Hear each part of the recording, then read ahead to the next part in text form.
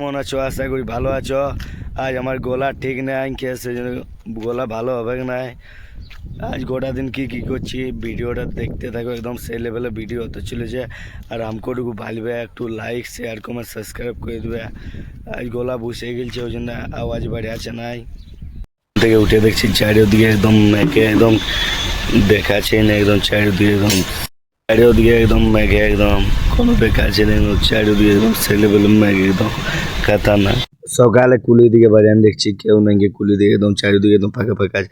তারপর দেখছি এরা ক্রিকেট খেলতে লাগা নিয়েছে, এদের সাথে ক্রিকেট খেলতে লাগিয়ে গেছে, একদম ছেলেবেলা ক্রিকেট খেলে হচ্ছে কুলি এক। তারপরে ম্যাগ ম্যাগ করেছেন, আবহাওয়াটা একদম সেই লেভেলের দেখাচ্ছে, একদম খাতারনাক।